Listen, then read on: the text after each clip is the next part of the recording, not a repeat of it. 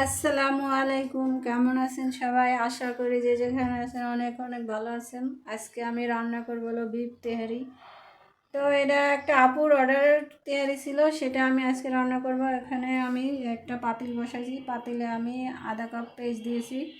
আমি এখানে গরম মশলা, 2টা এলাচি, 2টা লবঙ্গ, আর 3 থেকে 4টা দারচিনি দিয়ে এখন আমি এখানে সব মশলা দিয়ে আমি এখন মশলাটা ভালোভাবে কষিয়ে নেবো। এখানে আমি আদা বাটা দিয়েছি 1 টেবিল চামচ, জিরা বাটা আধা টেবিল চামচ, রসুন বাটা 1 টেবিল চামচ দিয়ে এখন আমি ভালোভাবে মশলাটা কষিয়ে নেব।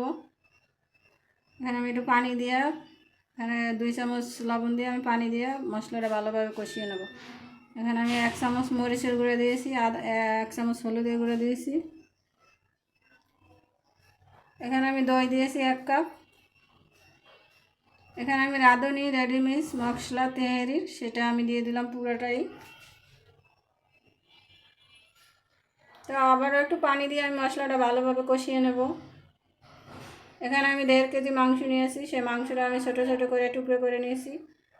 তেহারির মাংসটা ছোটো ছোটো করে কাটতে হয়।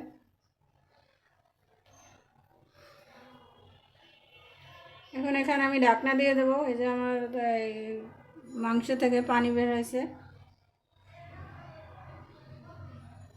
ভালোভাবে এই মাংসের এই পানির ভিতরে মশলাটা ভালোভাবে মাংসটা কষিয়ে নেব।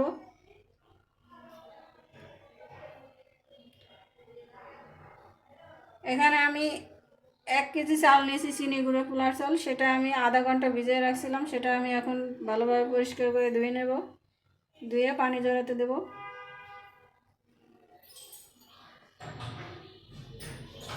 আমি আপনাদের কালকে বলছিলাম, আমি রোস্টের রেসিপিটা কালকে দিয়েছিলাম, আজকে আমি তেহারির রেসিপিটা দেবো।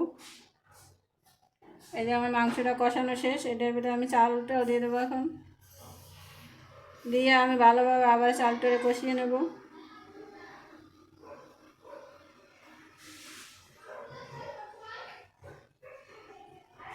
এখানে আমি 7 থেকে 8টা কাঁচামরিচ মাঝখান থেকে ভেঙে দিয়ে দিলাম। ভালোভাবে আবারও আমি চালটা কষিয়ে নেব মাংসের সাথে। এখানে আমি 8 মগ পানি নিয়েছি, গরম পানি। চাউল 4 পট আর পানি হলো 8 পট দিয়ে এখন আমি এখানে ঢাকনাটা দিয়ে আবারও একটু ভালোভাবে রান্না করব। এখানে আমি লবণ একটু কম হয়েছিল, আবার একটু লবণ দিলাম। আবার ঢাকনাটা দিয়ে দেবো। এই যে চালের সাথে গায়ে গায়ে পানিটা চলে আসছে। এখন আমি এখানে তাওয়া দিয়ে দমে দেব।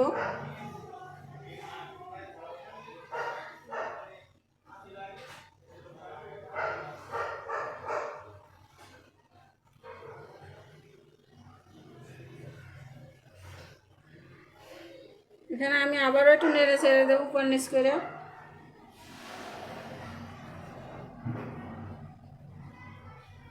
বারবার একটু নেড়ে দিতে হবে, না হলে মানে নিচে লেগে যাবে।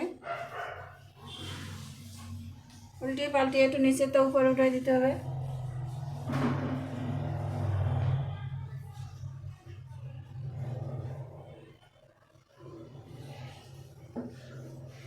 আমি আবার একটু ঢাকনা দিয়ে আবারও নেড়ে ছেড়ে আবারও তেহারিটা আবার উপরে করে দেবো। এই যে আমার তেহারিটা এখন আমি বাটি প্যাকেট করে নেব। আমি আগেই বলছিলাম এক কাপড় অর্ডারের তেহারি, এই যে আমি প্যাকেট বাটি করে নিয়েছি। আসসালামু আলাইকুম, ভালো থাকবেন, সুস্থ থাকবেন। দেখা হবে আবার কোনো রেসিপিতে।